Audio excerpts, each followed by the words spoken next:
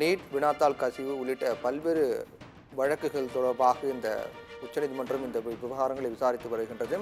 NEET தேர்வுக்கு ஒரு நாள் முன்னதாகவே வினாத்தாள் கசிந்திருக்க வேண்டும் என்ற கருத்து முன்வைக்கப்படுகிறது. நீட் வினாத்தாள் கசிவு நாடு முழுவதும் பரவி உள்ளதாக என்பதை உறுதி செய்ய முடியாது என்று நீதிமன்றம் தெரிவித்திருக்கின்றது.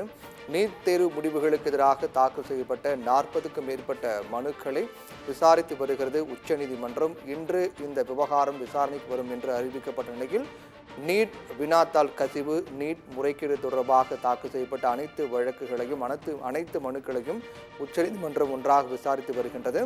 நீட் தேர்வுக்கு ஒரு நாள் முன்னதாகவே இந்த வினாத்தாள் கசிந்ததா என்ற கேள்வியின் அடிப்படையில் இந்த விசாரணை என்பது நடைபெற்று வருகின்றது.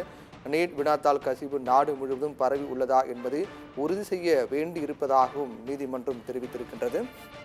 சமீபத்தில் வெளியான நீட் தேர்வு முடிவுகள் என்பது மிகப்பெரிய சர்ச்சையை நாடு முழுவதும் எழுப்பியது. குறிப்பாக கருணை மதிப்பெண்கள் வழங்கப்பட்டதில் பல்வேறு முறைகேடுகள் நடைபெற்றிருப்பதாகவும், அதே போன்று ஒரே தேர்வு மையத்தில் எழுதிய மாணவர்கள் தொடர் வரிசையில் இருக்கக்கூடிய 6 மாணவர்கள் முழு மதிப்பெண்கள் பெற்றது, வழக்கத்தை விட இந்த ஆண்டு நீட் தேர்வில் அதிக மாணவர்கள் முழு மதிப்பெண் பெற்றது உள்ளிட்ட பல்வேறு விவகாரங்கள் இந்தியா முழுவதும் சர்ச்சையாக மாறியது.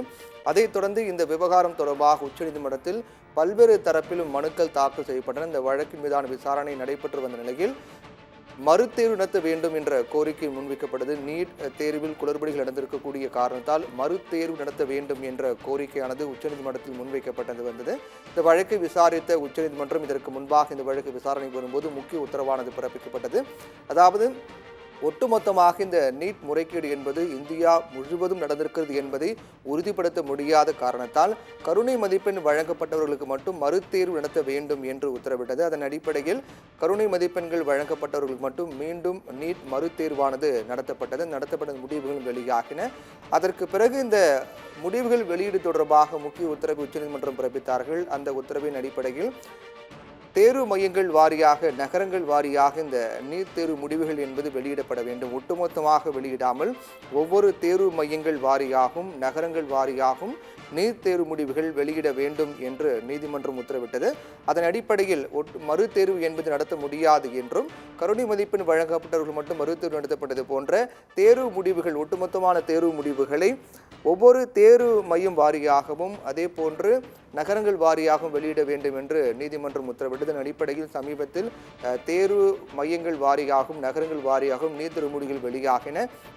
அதிலும் பல்வேறு முறைகேடுகள் இருப்பதாக குற்றம் சாட்டப்பட்டது. குறிப்பாக தமிழகத்தில் இதற்கு முன்பு வெளியான நீட் தேர்வு முடிவினுடைய எண்ணிக்கையை ஒப்பிட்டு பார்க்கும்போது தேர்வு மையங்கள் வாரியாக வெளியான எண்ணிக்கை முடிவில் குளறுபடிகள் இருப்பதாகவும், ஒன்றோடு ஒன்று முரண்பட்டு இருப்பதாகவும், ஒட்டுமொத்தமாக வெளியாகதை விட தேர்வு மையங்கள் வாரியாக வெளியிடப்பட்ட போது தேர்வு முடிவில் பொறுத்தவரையில் 700க்கும் மேற்பட்ட மாணவர்கள் கூடுதலாக சேர்க்கப்பட்டிருப்பதாக தெரிவிக்கப்பட்டு இது மீண்டும் சர்ச்சையானது. இந்த சர்ச்சை தொடர்பாக நீதிமன்றம் விசாரிக்க வேண்டும் என்றும், நீட் தேர்வில் பொறுத்தவரையில் நம்பகத்தன்மை என்பது கேள்விக்குறியாக இருப்பதாக மனுதாரர்கள் தரப்பிலும் பல்வேறு தரப்பிலும் கல்வியாளர்கள் தரப்பிலும் குற்றம் சாட்டினார்கள்.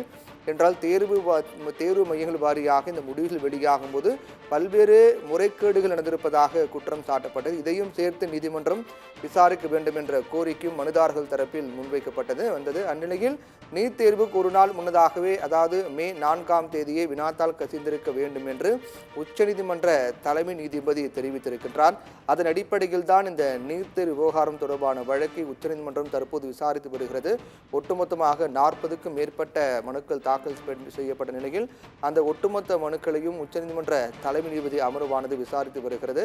நீட் வினாத்தாள் கசிவு நாடு முழுவதும் பரவி இருக்கிறதா என்பதை உறுதி செய்ய வேண்டியிருக்கிறது என்றும், இதன் காரணமாக ஒட்டுமொத்தமாக மறுதேர்வு என்பது நடத்த இயலாத காரியம் என்பதால் கருணை மதிப்பெண் வழங்கப்பட்டவர்களுக்கு மட்டும் மறுதேர்வு நடத்த நீதிமன்றம் உத்தரவிட்டது. அதன் அடிப்படையில் கருணை மதிப்பெண் வழங்கப்பட்ட மாணவர்களுக்கு மட்டும் மீண்டும் நீட் மறுதேர்வானது நடத்தப்பட்டது. அந்த தேர்வு முடிவுகளும் வெளியாகின.